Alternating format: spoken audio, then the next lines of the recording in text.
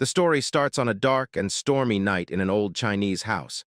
A group of men in black robes stood quietly in a line. One of them asked if anyone was there. The rain had formed puddles, and outside, a dirty child, soaked from the rain, looked at the men in black robes. Their stillness was creepy. Among them, a man with red eyes looked closely at the boy, wondering how he could be living in the empty martial academy. He called the boy a young warrior and politely asked if they could stay there for the night to get out of the rain. The boy watched them closely, curious about who they were. He was surprised they spoke so nicely, especially since he was just a kid. He thought they might see him as a young caretaker of the closed academy. Wanting to be polite, he greeted them back and figured they probably weren't bad people. He said he had been living in the empty academy for a few years and told them they could stay wherever they wanted. But he pointed to the pavilion where he stayed and asked them not to use it. The men thanked the young warrior for his kindness. Their leader told everyone to avoid the boys' pavilion and find shelter somewhere else. He asked if they understood, and they all said yes. They went to find their spots. The boy read the word on their robes. It said Tang. He wondered if they were from the same clan. He was curious about what kind of people they were, but he had other things to do. He went into his pavilion. He was busy because it was time for the kids' dinner. The serious mood changed as the boy looked happy. He happily called everyone to eat. There was a big pot. He cheerfully lifted the lid, revealing a small, brown, cricket-like insect inside. The boy remarked that he was almost late and these insects must be starving. He then opened another pot. Inside was a charming, large spider known as the black earth tiger, a tarantula native to Hainan, China. It's a big species growing up to 20 cm with unique stripes that resemble a black tiger. With a chopstick, he picked up an insect to feed Black. As he fed him, he expressed his gratitude for Black's presence, saying he couldn't imagine surviving without these creatures. Black eagerly munched on the insect. The boy was delighted with Black's reaction. He was amazed that this spider, once the size of a fingernail, had already shed its shell twice and grown significantly. He was thrilled. After Black had eaten, the boy opened a drawer. Inside was an orange lizard with white stripes. It was a Baolang cave gecko, another native species known for its striped body and tail. The boy mentioned how difficult it was to get one in his past life because he had no money. But now he could find them everywhere outside. His life was full of joy watching them. As he fed the gecko, it bit him. He yelled and shook his fingers to dislodge it, but it held on tightly. This moment reminded him of his past. Before ending up in this body, he was a streamer. A streamer with a huge following of 1 million subscribers. He was a professional biologist known as Spicy Fabry, focusing on venomous insects and animals. The trouble began during a live broadcast celebrating his 1 million subscribers, featuring the 10 most dangerous vipers in the world. The most dangerous among them, the black mamba, was seen as the most aggressive, and his trip to Africa to find it led to his demise. He explained to his viewers that he didn't have it yet, and finding it was quite challenging. He decided to take a break and planned to search for it again. His viewers assured him they would wait. He was exhausted and couldn't locate it. In the chat, viewers were worried that the black mamba might be in his house and could bite him. The elusive snake, which he had searched for tirelessly, was actually curled up on top of his refrigerator. During the live stream, it bit him swiftly, and just like that, our boy died. Now back to the present, he frowned, thinking about how it happened after all his hard work. Meanwhile, an elderly man in a black robe stood outside his pavilion door. He knocked and called for the young warrior. The boy opened the door and asked if there was anything wrong. The man expressed his gratitude for the shelter from the rain. He invited the boy to join them for dinner, mentioning they had caught a deer. The boy was thrilled to hear this. He loved meat. Until now, the only meat he had eaten was from snakes and lizards. He gladly accepted the invitation and joined the others. They had set up a bonfire. Everyone gathered around, watching the deer cook. The elder noticed the boy drooling at the sight and mentioned that the deer would take some time to be ready. In the meantime, he asked if he could ask a few questions. The boy felt a bit embarrassed for staring too long but agreed to answer. The elder asked if the boy lived alone and how old he was. The boy wasn't sure if he was 14 or 15. He decided to make up a story that he had hit his head as a child and didn't remember much. When asked if he stayed there by himself, he said yes, explaining he had no special talent. He just caught snakes and sold their skins to get by. The elder was surprised he did such a risky thing. The boy replied that he was used to it. Someone brought over some cooked meat so they could eat first. An old man commented that the young warrior must be hungry. The boy thanked the elder. He mentioned it had been a long time since he had any meat. As he bit into it, he looked genuinely happy. In his mind, he thought, "This is happiness." The older men watched him with smiles. They asked the boy to listen while he ate. The elder explained they were searching for something and asked if he had seen anything unusual. The elder hesitated about sharing more. The white-haired elder suggested to the patriarch that, since they owed the young warrior, it might be fine to tell him. Besides, the boy probably wouldn't understand, and living alone, he wouldn't spread the word. The patriarch agreed with his father and began to explain. They were looking for a centipede with a blue spot on its body. The boy was taken aback by this. They called it the blue spot centipede. It was large, so they thought the boy might have come across it. He asked how big it was. The patriarch said that if it were an adult, it could easily swallow someone the boy's size. The boy went pale at the idea of such a gigantic centipede. He started to question his assumption that he had just traveled back a few hundred years. Maybe he was in another world altogether. The white-haired man reassured him not to worry, as they were close to catching it. The boy wondered if they intended to catch and raise it. The elders were puzzled by the idea of raising it. The white-haired elder was entertained and burst into laughter. They found the notion of raising a blue spot centipede amusing. The patriarch remarked on how funny the young warrior was. The white-haired elder clarified that raising it was impossible. They intended to use it for medicine. This confused the boy, who thought they might be traders, but now wondered if they were involved in something illicit. He asked how centipedes could be medicinal. The white-haired man explained that his granddaughter was gravely ill, and the centipede's inner core was the only thing that could save her, so they were determined to find it. The boy was trying to piece everything together, and the patriarch confirmed his thoughts. The white-haired elder's granddaughter was indeed his daughter. To the boy, it seemed like they were willing to try anything to help her, given her critical condition. Though he doubted centipedes could be used as medicine, he understood the lengths parents would go for their children. Feeling sympathy for both the girl and the centipede, and grateful for the meal the men provided, he decided to offer his help. He began speaking about the centipede, prompting the patriarch to ask if he had seen it. He replied no, but mentioned that while he might not know exactly what a blue spot centipede is, he might have an idea of where to find it. Despite his death by snake bite, Spicy Fabry was exceptionally knowledgeable about venomous creatures. Out of the estimated 8.7 million species, about 20,000 are known to be venomous, and he had knowledge of each one. Centipedes were no exception. With expertise in venomous animals, Spicy Fabry was like a walking encyclopedia. The boy recalled his extensive knowledge about centipedes, as if flipping through a mental book. In his mind, he scanned through the information and soon found what he was looking for. Back in reality, he told the elders he might know where to find the creature. The men were surprised and eager to know where. The boy asked about the areas they had already searched. They had looked north and east of the academy, mostly during the day, focusing on the riverside to the north. He wasn't surprised they hadn't found it. He explained, "Of course you couldn't find it." The elder was curious about what he meant by "of course." They urged him to explain. Centipedes, being part of the Arthropoda phylum and Chilopoda class, have a wide range and, being cold-blooded, require shelter to regulate their temperature and humidity. Another interesting fact is that, unlike most insects with a waterproof layer, centipedes have weak waterproofing and pores on their shells. So they don't actually prefer wet places. They need high humidity but dislike being overly wet, yet they can't survive long without water. Thus, the blue spot centipede is unlikely to be found in jungles or by the river. The elders were surprised, as they thought centipedes preferred places like rotten wood cracks. The boy explained that while small ones might be found there, they were searching for a big one. Large centipedes can't stay in jungles or near river rocks because they wouldn't be able to hide. The elders exchanged glances, nodding in silent agreement. They asked where they could find the centipede, promising the boy a big reward if they succeeded. The boy smiled. He pointed west, suggesting they search the Rocky Mountains in that direction. Centipedes enjoy resting under warm rocks during the day and come out at night. A few hours later, they were at the Rocky Mountains, searching thoroughly. The patriarch stood atop a tall, narrow rock, watching closely. One man approached him, suggesting the young warrior might be mistaken. He decided it was time to call it a day. He ordered the signal arrow to be fired, gathering the search team.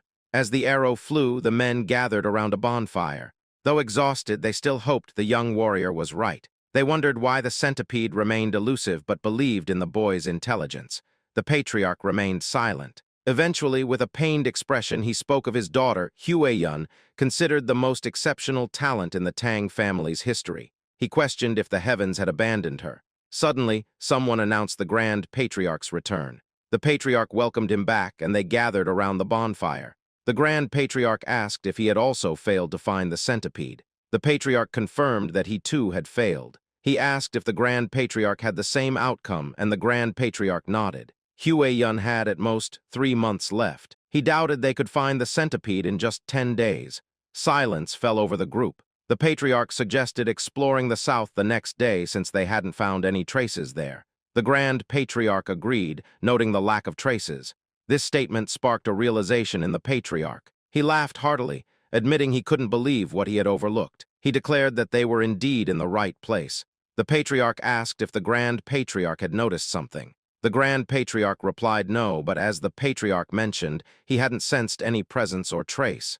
The Patriarch was puzzled. The Grand Patriarch explained that the absence of traces suggested it was there. He asked the Patriarch if he had seen any signs in the past 3 days. The Patriarch admitted he hadn't seen any animals, droppings, or territorial markings.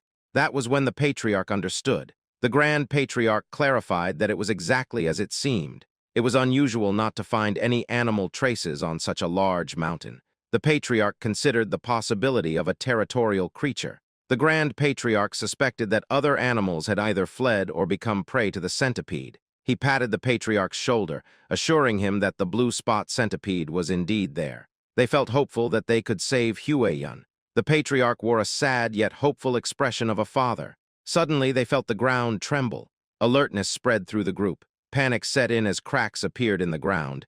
The area around the bonfire began to crumble. Unexpectedly, it rose from the earth. Confusion swept over them as they tried to understand what was happening. A limb emerged from the ground, soon followed by another. They pointed at the creature as it surfaced, fear gripping them. Even the Grand Patriarch was filled with unease. Several more limbs emerged. It was indeed the blue spot centipede, and it was massive. Back at the academy, the boy grumbled about the commotion. He wondered just how large the centipede was, given all the noise. He remarked on how he had merely suggested searching for it, yet they seemed to be turning the mountain upside down. He was fascinated by the idea of a centipede big enough to swallow him whole. Being a fan of poison Pokemon, he thought he'd really like to see it. Meanwhile, at the Rocky Mountain, things eventually calmed down. They had defeated the blue spot centipede, though not without injuries. They managed to retrieve the core, a small blue gem, kept safely in a wooden box. The men were moved to tears, relieved they could finally save Hueyun. The Patriarch instructed his father to go to Sichuan first to treat the injured warriors. The Grand Patriarch was puzzled. The Patriarch explained that while grudges are etched in blood, favors are etched in stone. This was their way of life. In short, they still had obligations to fulfill. The Grand Patriarch understood. He realized how he had almost made a mistake by focusing solely on Hueyun. He agreed that it was right to welcome the young warrior as a guest and give him what he desired. The Patriarch ordered the injured to receive care in the village while he visited the young warrior. He thought the young warrior might be curious about the news. Meanwhile, back at the academy, the boy was being affectionately surrounded by 3 small, yellow Pokemon-like creatures. The young warrior faced a new challenge. He had unexpectedly become the caretaker of 3 baby blue spot centipedes. They looked like tiny caterpillars. They were cute and endearing, especially in the way they nuzzled against his face. As he looked at the pot, he remembered something. When he had returned home, he cleaned the eggs and placed them on his nightstand. When he awoke, they had all hatched. One centipede lay contentedly on his head. He had sensed its presence but hadn't expected them to hatch so soon. He looked at the centipedes clinging to him and tried to gently remove them from his shoulders. But there was a problem. They wouldn't let go, seeing him as their parent. Here's a quick recap of what happened last night. The boy was incredibly curious about this new type of centipede, so large it could swallow him whole. He told himself that enduring this challenge proved he was still spicy Fabry, even in the lair of the blue spot centipede he discovered. Driven by curiosity, he searched for it and accidentally kicked an insect in frustration. His torch fell as he lost his balance, but he was relieved to see the 3 eggs he found were safe. Luckily, the rain had stopped, or he might not have been able to retrieve even one. Realizing he needed to act quickly, he stood up to head back and clean the eggs. He secured them at his waist and reassured them that he'd give them a proper bath soon. Back in the present, although he didn't see the living blue spot centipede, he was glad to have saved the remaining eggs. He asked the little centipedes to give him some space. He knew they wouldn't eat until after their first 2 molts, so feeding them wasn't a concern yet. Still, having them cling to him was a bit of a hassle. Then he got an idea. If he went into the water, maybe they'd let go. With a smirk, he decided to take a shower. The little centipedes probably didn't know what that meant, but one shivered in anticipation. A few hours later, the elder patriarch arrived at the academy. He approached the pavilion, knocked on the door, and asked if the young warrior was inside. There was no answer. He waited, then reached for the doorknob and decided to enter. Inside, he saw herbs, jars, and even some medicine, which led him to wonder if the young warrior was a healer. He realized how impolite it was to enter without permission. He decided to return later, but a rustling sound caught his attention. It was coming from one of the pots. Curious, he turned back and opened the pot. To his surprise, there was a spider inside. His curiosity piqued. He turned to the drawers and pulled one open, revealing a gecko. He glanced around and checked another pot, discovering beetles within. There were also some eggs and dried snakes. It was astounding. He couldn't believe that the young warrior was raising venomous animals and their offspring. Even their Tang clan, known for handling venomous creatures, had only managed to extract poison but hadn't figured out how to increase eggs this way. He realized that saving his daughter's life was due to a small stroke of luck, but the true fortune was meeting the young warrior. Just then, the young warrior appeared and greeted him, noticing the elder's bandaged arm and expressing concern. The elder assured him it was nothing serious. He began to tell the young warrior something important but stopped abruptly, sensing an ominous energy. Suddenly, there was an explosion at the entrance behind the boy. Slowly, a silhouette emerged, revealing itself as it stepped forward. It resembled an ogre with one eye and a burned left side of its face. The elder instinctively pushed the young warrior aside, urging him to run. The boy was startled and confused. The monster let out a loud roar, assuming an aggressive stance. It moved swiftly, attacking with its hand. The elder blocked the attack with his uninjured arm, enduring great pain. The monster then pushed him back, sending him flying.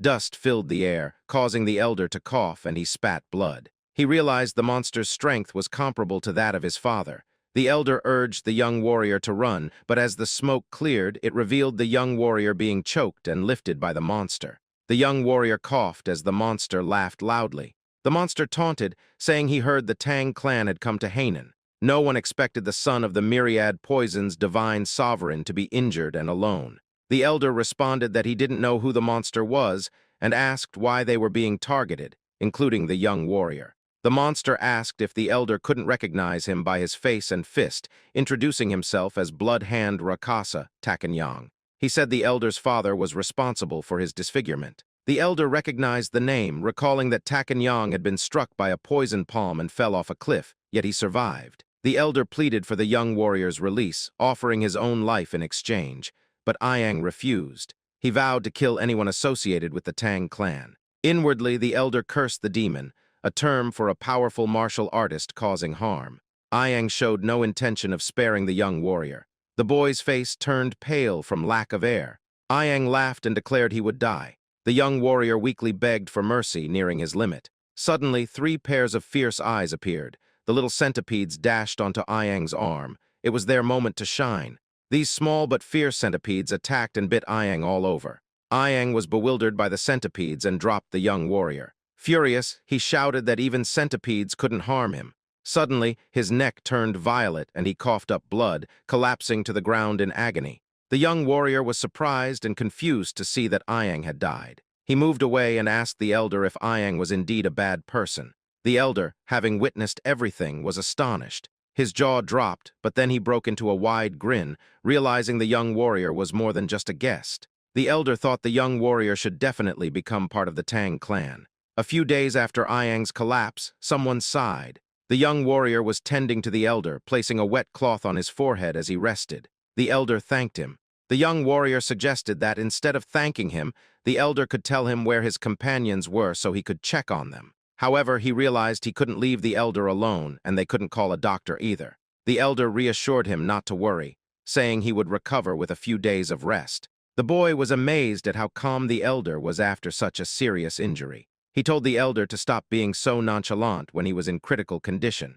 The elder responded that he was fine because he was a martial artist. The young warrior was clueless and asked if martial artists were the kind who flew around and shot fireballs. The elder chuckled and explained that not everyone could do that, but it was one way to describe it. Spicy Fabry was amazed. It was yet another reminder that he truly was in a different world. Otherwise, a centipede as large as a house wouldn't make sense. The elder expressed that he owed his life to the young warrior who had saved him. Introducing himself formally despite his condition, he said he was Tang Kaolson of the Sichuan Tang clan. Finally, the young warrior introduced himself as well. His name was Y Soryang. Kaolson noted that So means small and Ryang means dragon. He thought it was a good name. Kaolson mentioned he had many questions he'd like to ask. Soryang encouraged him to go ahead. Kaolson asked if the centipedes on Soryang's body were venomous. Soryang gently rubbed one of the centipedes on its belly and confirmed, yes, since they are blue spot centipedes. This revelation made Kaolson sit up abruptly, astonished. He asked if Soryang had tamed them and how he managed to do it. Kaolson also mentioned that, while waiting, he noticed other venomous creatures and wondered if Soryang was raising those too. Soryang said it was a long story and asked if Kaolson was okay with hearing it. Kaolson assured him he didn't mind. Soryang began explaining, starting with the egg of the blue spot centipede. When he finished, Kaolson asked for confirmation that Soryang had raised it from an egg. Soryang nodded, saying he could roughly predict when it would hatch. To Kaolson, this was beyond comprehension. How did the boy manage such a feat? Soryang asked him to hold on for a moment. He went to one of the drawers, retrieved 2 lizards, and proudly showed them to Kaolson. The first lizard had a brown body with yellow stripes and white stripes on its tail, an ordinary striped lizard. Then there was another one. By breeding lizards with larger white stripes on their tails, he had produced one with a brown body and a white tail, no stripes. Kaolson asked if Soryang was saying he had bred that color. Soryang blushed and happily confirmed it, saying he thought it was pretty. Kaolson regained his composure and inquired if Soryang could pair ones with strong poison to create an even more venomous breed. Soryang responded with a huh. In his mind, he thought it was theoretically possible. He explained that if they knew which had the stronger poison, it could probably be done. He was still speaking when Kaolson exclaimed, "Really? That's possible?" Soryang was taken aback by the elder's intense reaction. Kaolson immediately urged him to join his family. Soryang was bewildered. Kaolson tempted him further, promising that if he joined, they would generously teach him all their martial arts, provide access to all sorts of elixirs, herbs, and any poisons he desired. Kaolson claimed that someone like Soryang could even capture or raise the legendary 10 great venomous creatures of the Central Plains martial world. As if that wasn't enough, Kaolson added, not to brag but to offer, the chance to meet one of the 3 flowers of the Central Plains, his daughter. Soryang exclaimed, "Hold on," and asked Kaolson to repeat what he had just said. Kaolson, amused, remarked that even though Soryang was young, he was still a man. He resumed talking about the flowers of the Central Plains, but Soryang interrupted, telling him to forget about that. Soryang wanted to know more about the 10 great venomous creatures of the Central Plains and asked if they were as amazing as the blue spot centipede. Kaolson assured him, of course. He explained that while the blue spot centipede was impressive, it was ranked lower compared to the 10 great venomous creatures. From giant scorpions to golden frogs that glitter like gold, whatever Soryang imagined, the reality was even more extraordinary. Kaolson smiled, seeing that he had successfully piqued Soryang's interest. Soryang looked excited, his eyes sparkling with curiosity. 2 days later, a Tang clan member was shocked to learn that Blood Hand Rakasa, Tak Iang, had appeared. Kaolson explained that Iang had been hiding and refining his martial arts, reaching a level close to his father's. The Tang clan members realized that if the patriarch had sent such a man to his death, he might have reached the realm of 10,000 poisons. They congratulated him. The patriarch corrected them, saying he hadn't achieved that. He revealed that it was the young warrior who had defeated Iang. The Tang clan members were astonished. One member immediately clasped Soryang's hand, thanking him for saving the patriarch of the Sichuan Tang clan. They asked if he was an elder who had undergone rejuvenation. Soryang was puzzled. Seeing the confusion, the elder asked Soryang to demonstrate. The Tang clan members understood what was coming, and Soryang tapped his chest, calling out his little companions. The Tang clan members watched as Soryang's clothes rustled and 3 adorable centipedes peeked out, causing everyone to gasp. The little creatures crawled into view. Recognizing them as centipedes, the patriarch explained they were blue spot centipedes, and these small creatures had taken down Iang. The clan members inquired about the poison. It was incredible that Soryang had managed to tame one. The patriarch explained that this was why they wanted to accept the young warrior as part of their clan. However, Soryang said he needed more time to think about it. A clan member told Soryang it was a great opportunity. The patriarch suggested they get moving, as he felt they shouldn't delay. Soryang asked if they were still searching for something. Kaelson paused before explaining that Blood Hand Rakasa, Tak Ayang, had practiced a martial art called the Blood Hand Poison Claw. It was a dark art requiring human blood and bone marrow to reach certain levels. Soryang found that quite unsettling. Kaelson continued, saying that if Ayang had left behind any secret scrolls or disciples, they needed to address it to prevent future threats and ensure such cruel martial arts never returned. Additionally, they needed to rescue anyone who might have been captured. The patriarch asked if Soryang would assist them, given his familiarity with Hainan Island's geography. Soryang looked thoughtful. He considered it. Joining the Tang clan meant a lifelong commitment. It's like checking the company culture and the boss's character during an internship. Soryang agreed to help once the patriarch recovered. They praised him for making the right decision. Soryang replied that helping meant saving lives, so of course he would assist. In his mind, he planned to use this opportunity to learn more about the Sichuan Tang clan. After all, skilled individuals often evaluate their potential employers. Kaelson needed 3 days to recover. They stopped by a village near the abandoned martial academy to locate the base of Blood Hand Rakasa, Tak Ayang. They inquired about any missing people. An old man mentioned that about 1 or 2 people go missing in the jungle each year, but there hadn't been any noticeable patterns of disappearance. Kaelson was deep in thought. They thanked the village chief for his help, and he humbly replied, "I am honored to assist the famous patriarch of the Sichuan Tang clan." They excused themselves, realizing they hadn't found any significant leads. As they walked through the forest, Soryang commented that there seemed to be nothing special about the village. Kaelson explained that when Ayang found them and revealed himself, it was near that area, but locating his base was proving difficult. Soryang also found it odd that there were no traces. He recalled what Ayang had said, which sparked a realization. He asked Kaelson if he remembered what Ayang said when he appeared. Kaelson admitted he didn't really recall, as he had been struck away by Ayang's attack at the time. Soryang reminded him that Ayang mentioned hearing that the Tang clan had come to Hainan, implying someone had informed him. Therefore, it was simple. They just needed to check the places the Tang clan had passed through in Hainan. Soryang suggested using Ayang's portrait to gather information. The others looked at Soryang in amazement. They found his insight remarkable. If Ayang had been informed by someone who saw the Tang clan, things would indeed be easier.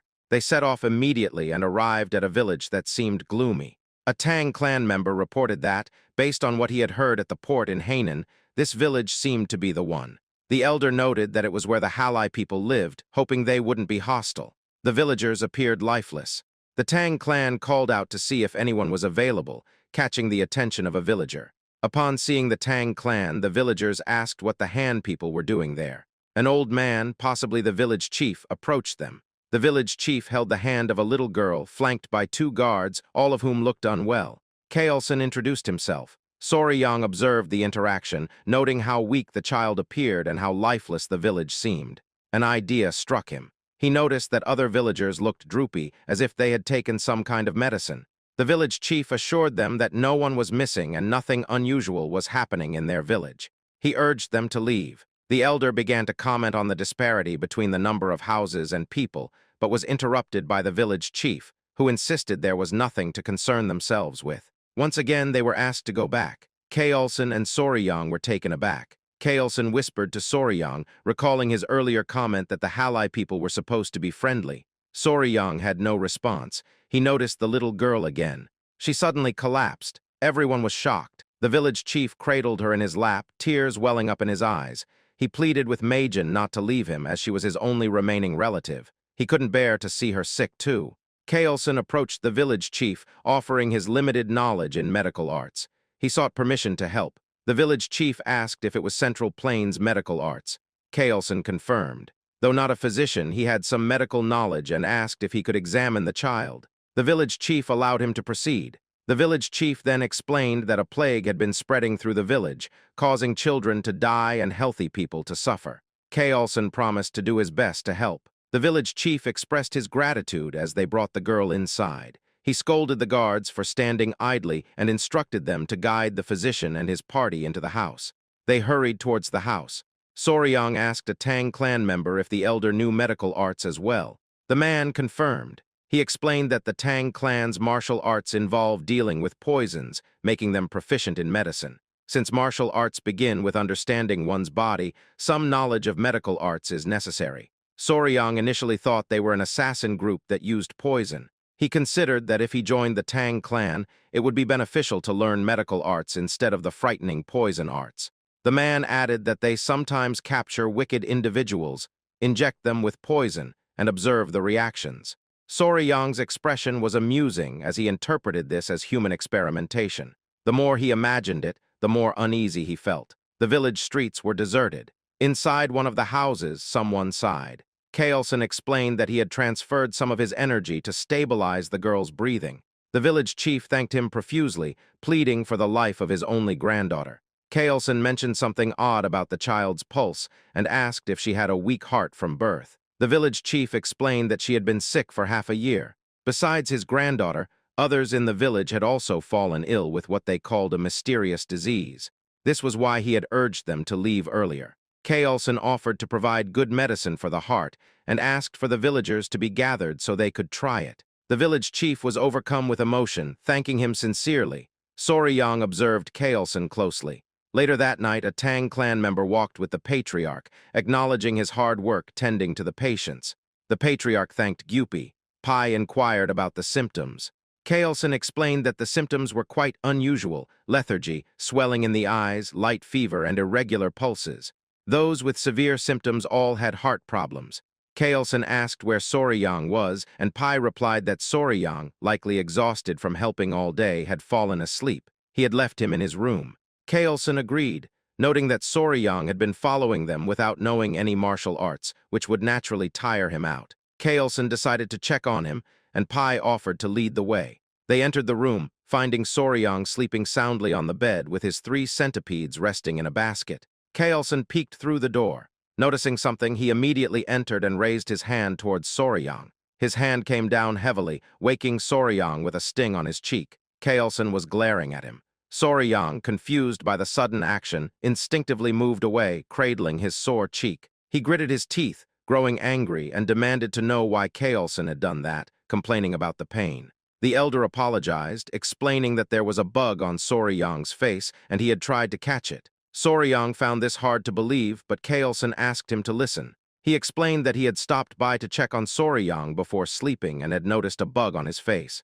Given the many venomous insects in the area, Kaelson thought it was too dangerous to leave it there, so his hand acted on its own. He showed Soryang the bug, noting its size.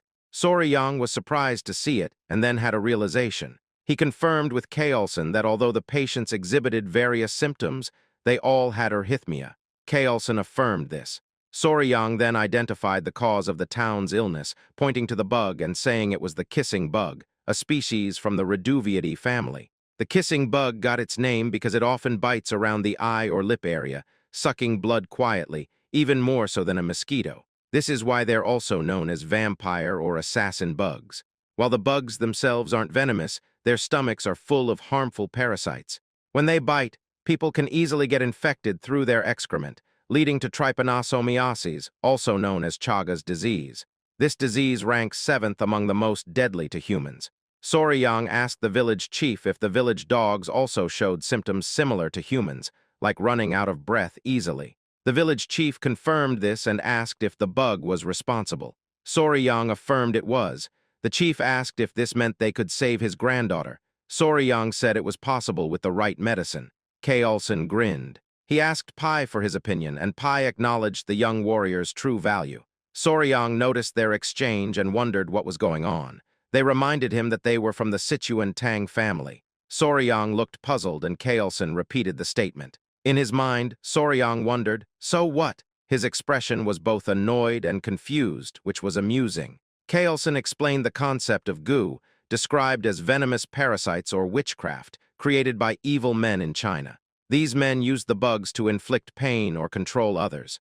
Soryang found this incredible. Kaelson agreed, but noted that many martial artists had been killed by gu or forced to commit terrible acts, like harming their own families or becoming slaves to these evil men. This is why many have tirelessly sought an antidote to counteract goo. Kaelson explained that they were referring to cures that either expel the goo from the body or dissolve and kill them inside. Soryang started to understand. Kaelson then asked who might succeed in creating such a cure, and proudly declared that, of course, it was the great Sichuan Tang family. He assured them that if they had a remedy that could dissolve a fist-sized worm inside the body, a tiny bug wouldn't be a problem. He showed the curse melting orb, noting that even a small amount of the medicine should suffice. Soryang expressed his admiration, though he privately thought the name was quite fancy for an anti-parasitic drug. The Tang family assured the village chief that they could save his granddaughter. In the end, the villagers began to recover, starting with the chief's granddaughter. The chief was immensely relieved. The villagers' warm hospitality served as a delightful bonus. Their bright and cheerful demeanor affirmed the positive rumors about their personalities. Kaelson acknowledged that it would have been challenging without Soryang identifying the cause. He told everyone that the gratitude belonged to Soryang. The villagers thanked the young warrior, calling him their savior.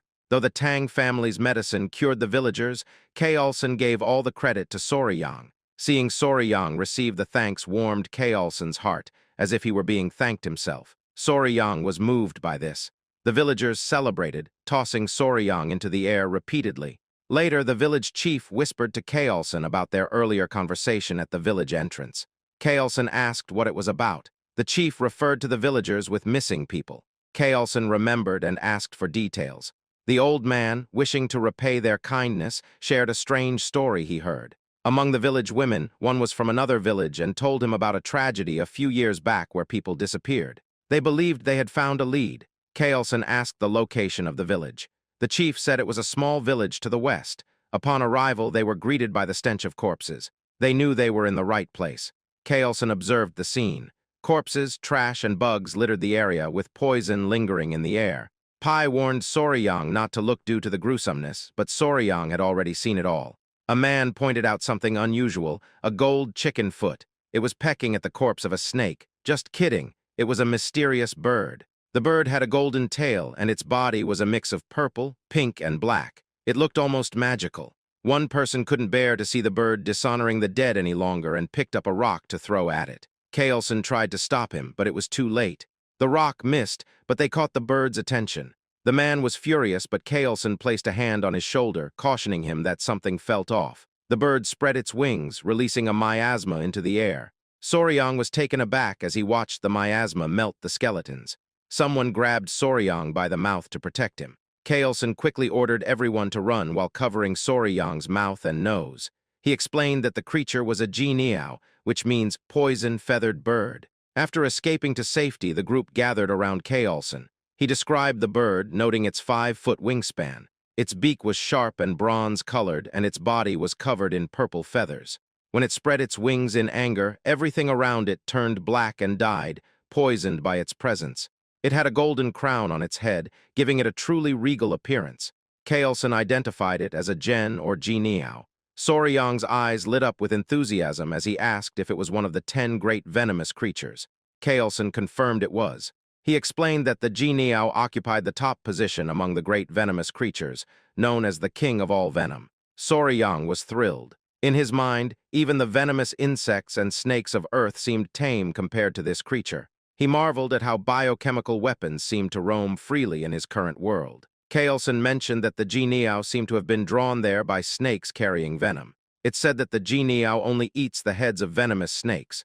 Soryang asked if it was common. Kaelson replied that it was not common at all and quite rare, so rare that one might only catch a glimpse of it once in 100 years. Soryang was amazed, prompting Kaelson to ask why he was so interested. Soryang asked if it was possible to catch the Jianiao, which left the Tang members astonished. Kaelson, amused, asked if Soryang truly wanted to attempt capturing it. Soryang replied yes, but expressed concern about the venom. Kaelson smiled, recognizing Soryang's keen interest in the 10 great venomous creatures. If that was the case, Kaelson explained there was a way. Soryang was surprised to hear this. Kaelson informed him that by mastering the Tang clan's poison techniques, he would become immune to all poisons, including the venom of the Jianiao. With their clan's martial arts, he could block any poison in the world. Kaelson cunningly added that they don't teach their clan's techniques to outsiders, and even as patriarch, he couldn't break this rule. Soryang eagerly asked if joining the family would allow him to learn these techniques. He also asked if becoming immune to poison would truly enable him to withstand the Jianiao's venom. Kaelson reassured him. Of course, he promised that if Soryang agreed now, he would teach him everything and take care of his talents. He warned that if Soryang took too long to decide, he might hesitate as well. Feeling the pressure, Soryang announced his decision to join the clan. He expressed eagerness for Kaelson's guidance and began addressing him as patriarch instead of elder. The clever man had a playful smile and acted like he hadn't coaxed Soryang into agreeing. Kaelson told Soryang